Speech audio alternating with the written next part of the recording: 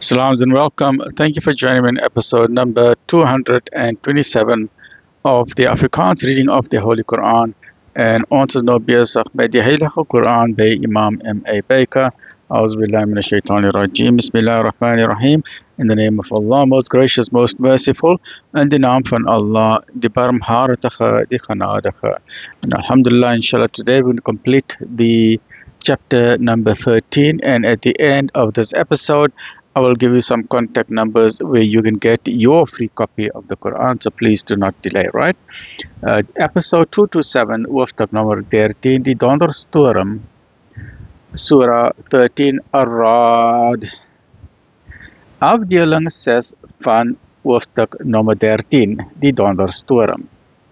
Gelijkmatige vordering van die waarheid. En ons het inderdaad boodskappers voor u gestuur en aan hulle vroue en kinders gegee. En dit is vir 'n boodskapper nie moontlik om 'n teken te bring nie, behalwe met die toestemming van Allah. Vir elke tydperk is daar 'n aanstelling, vir elke tydperk. Elke 100 jaar is die wêreld nou weer begin reg. Allah was uit wat hy wil en bevestig wat hy wil.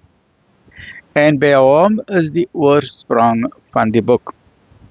Of ons u 'n deel laat sien, wat ons hulle beloof, of veroorsaak dat u moet sterf. U lewer alleen die boodskap af en ons vergeld. Sien hulle nie dat ons die land besoek en die grense nouer maak nie? Allah besluit en niemand kan sy besluit omverwerp nie. En hy is pligtig met die vergelding. En diegene voor hulle het inderdaad komplotte gesmee, maar die goedkeuring van die komplotte berus by Allah. En die ongelowiges sal te wette kom vir wie die einde 'n goeie tuiste bied. En die ongelowiges sê, u is geen boodskappers nie. Sê, Allah is 'n voldoende getuie tussen my en julle. En wie ook al kennis het van die boek, staan in vir die waarheid daarvan. Want die waarheid nou, dis die einde van hoofstuk nommer 13, right? That's episode 227. Join me in the next episode, which is episode number 228, where we begin nou met Surah Abraham. Please, man, so remember, the Quran is your GPS coordinates back to your creator, the Quran and Sunnah. Please get your free copy today. Free copies available. Please contact the IDM 031 304 6883, IPCI 031 306 0026 or 27, MJC 021 Cape Town 6844 606.